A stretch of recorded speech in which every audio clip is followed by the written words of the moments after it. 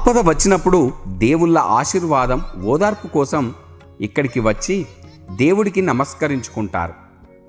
హిందూ గృహాలలో పూజ గది పూజలు చేసేందుకు మాత్రమే కాదు, ఆ పూర్వీకుల నుంచి వచ్చిన ఆచారం కూడా.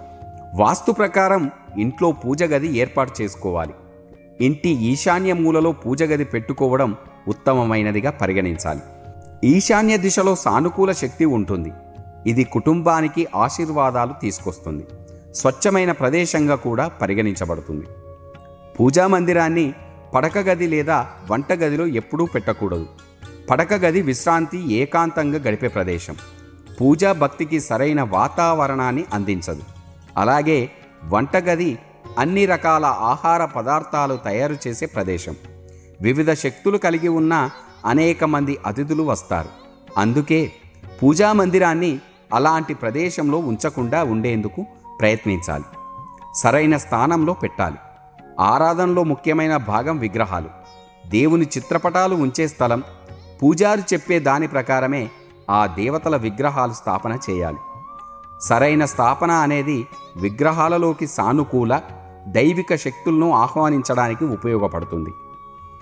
నిర్దిష్ట ఆచారాల ప్రకారం మంత్రాలు జపించాలి. దేవుణ్ణి ఆరాధించే ప్రదేశం పూజగది అంటే దైవిక శక్తులు ఉండే స్థలం, ఎంతో పవిత్రమైనది కూడా. విగ్రహాలు పెట్టే ముందు సరైన జాగ్రత్తలు తీసుకోవడం చాలా ముఖ్యం. పూజా మందిరంలో పెట్టే చిత్రపటాలు చిరిగిపోయినవి, పగిలినవి విగ్రహాలు అసలు ఉంచకూడదు. ఇవి నష్టానికి సంకేతాలుగా మారుతాయి. అటువంటి విగ్రహాలు పవిత్ర జలంలో నిమజ్జనం చేయాలి, లేదంటే ఆలయంలోని పూజారికి ఇవ్వాలి. పూజా మందిరం శుభ్రంగా ఉండాలి. చాలా ఇళ్లలో పూజ గదిని రోజుకు 2 సార్లు మాత్రమే సందర్శిస్తారు.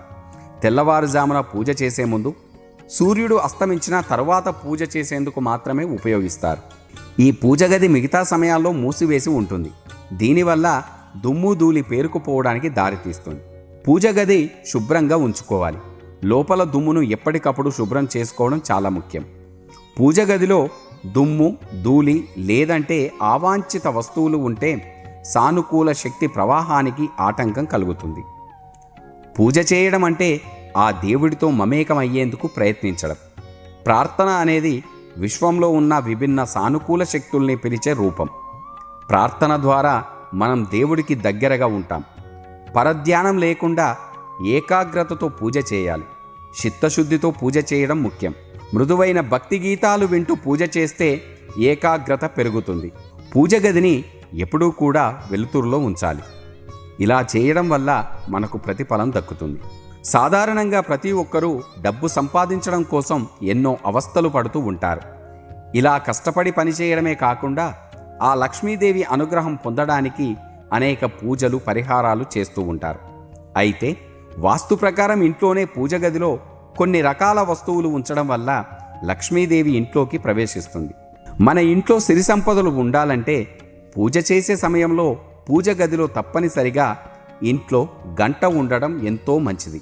దేవుడి పూజ చేసిన అనంతరం తప్పనిసరిగా స్వామివారికి హారతులు ఇవ్వాలి. అందుకే స్వామివారికి హారతి ఇవ్వడానికి కర్పూరం కూడా ఎంతో ముఖ్యమైనది. కనుక పూజ గదిలో కర్పూరం కూడా తప్పనిసరిగా ఉండాలి.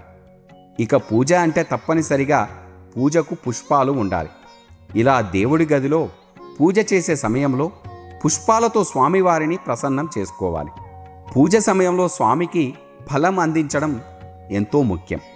మనసు ఫలాలు అంటే మనం చేసే కర్మల ఫలితాలను మనం ఆశించకుండా దేవుడికి అర్పించడమని అర్థం.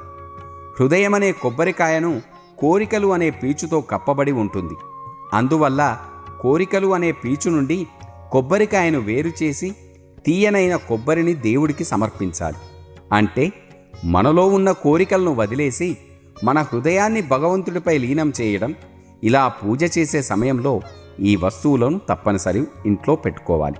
పూజ గదికి వాస్తు ఎంతో ముఖ్యమైనది. ఎందుకంటే ఇది మొత్తం ఇంటి ప్రకాశం మరియు వాస్తును నిర్ణయిస్తుంది. పూజ గది మీ ఇంట్లో దేవతల ఉనికి కారణంగా దైవిక శక్తిని ప్రసరింపజేస్తుంది. కాబట్టి ఇంట్లో సానుకూల మరియు నిర్మలమైన శక్తులకు కేంద్రంగా పనిచేస్తుంది. పూర్తిగా దేవతలకు ప్రత్యేక స్థలం కేటాయించడం అంటే అది పూజ గది. ఎంత పెద్దదైనా లేదా చిన్నదైనా మీ ఇంటికి చాలా కీలకం మరియు సరైన వాస్తు ప్రశాంతంగా సానుకూల శక్తిని తీసుకురావడంలో, మీలో ఏ రకమైన శక్తి ప్రసరిస్తుందో నిర్ణయించడంలో ముఖ్యమైన పాత్ర పోషిస్తుంది ఇల్లు, ఆ ఇంటి పూజగది. పూజగది ఇంట్లో నుంచి ప్రకంపనలు ప్రసరింపజేయడమే కాకుండా మిమ్మల్ని దైవిక శక్తులకు అనుసంధానం చేయడంలో సహాయపడుతుంది. ప్రతికూల శక్తిని తొలగించడానికి, ఆ ఇంటిని ఆనందం మరియు సానుకూలతతో నింపడానికి ఈ వాస్తు ఖచ్చితంగా ఉండాలి. పూజగది కోసం వాస్తు ప్రకారం పూజగది యొక్క స్థానం కోసం సూచించబడిన ప్రతి దిశలో ఏదో ఒక ప్రత్యేకతను సూచిస్తుంది. ఈశాన్యం ఉత్తమ పూజగది దిశగా పరిగణించబడుతుంది, ఎందుకంటే ఇది శివుని నివాస స్థలంగా పరిగణించబడుతుంది, అందువల్ల అత్యంత పవిత్రమైనది కూడా. దీని తరువాత తూర్పు లేదా ఉత్తరం భాగాన పూజగది ఏర్పాటు చేసుకోవాలి. దక్షిణం వైపున ఉన్న పూజగదికి వాస్తును అశుభమైనదిగా పరిగణించాలి. మీ పూజగదిని మెట్ల కింద కానీ వాష్రూమ్లకు దగ్గర కానీ ఎప్పుడూ కూడా పూజగది నిర్మించుకోకూడదు. ఆ ప్రదేశాలు పూజగదికి అశుభమైనవిగా పరిగణించాలి. పూజగదికి ఉండే తలుపులు మరియు కిటికీలు ఉత్తరం లేదా తూర్పు వైపు ఉండేలా చూసుకోవాలి. పూజగది వాస్తు ప్రకారం సానుకూల ప్రకంపనలు ఆకారపు పైకప్పు ఉంటుంది. తూర్పు ముఖంగా ఉన్న ఇళ్లకు పూజగది వాస్తు ఉత్తరం లేదా తూర్పు మూలలో ఉండాలి. పూజగదిలో వాస్తు ప్రకారం ఆ గదిలోని విగ్రహాలు ఒకదానికొకటి ఎదురెదురుగా ఉండకూడదు మరియు గోడకు దగ్గరగా కూడా ఉండకూడదు. విగ్రహాలను ఈశాన్య దిశలో ఉంచాలి. అన్ని విగ్రహాలు ఒక దిశలో ఉండేలా చూసుకోవాలి మరియు తలుపులు ఎదురుగా లేవని నిర్ధారించుకోవాలి. వాటి చుట్టూ తగినంత గాలి ప్రవహించేలా ఆ విగ్రహాలను గోడలపై ఉంచకూడదు.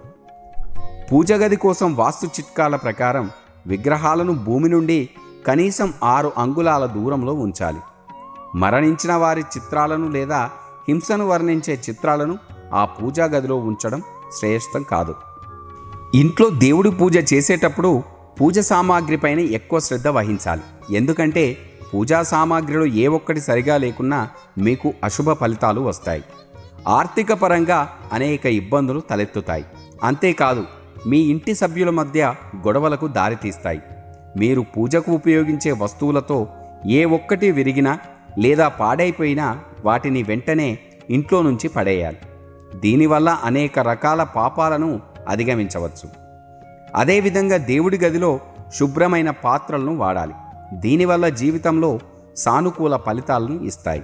పూజగదికి సంబంధించిన నియమాల ప్రకారం ఆ దేవునికి సమర్పించిన ప్రసాదం అంటే భోగాన్ని సమర్పించిన తర్వాత దేవుని గది నుంచి తొలగించాలి. వాస్తవానికి ప్రసాదాన్ని భగవంతుడికి సమర్పించిన క్షణాల్లోనే స్వీకరిస్తాడు. అందుకే గదిలోని దేవుడికి నైవేద్యంగా పెట్టి ఆ ప్రసాదాన్ని అక్కడి నుండి తీసేయాలి.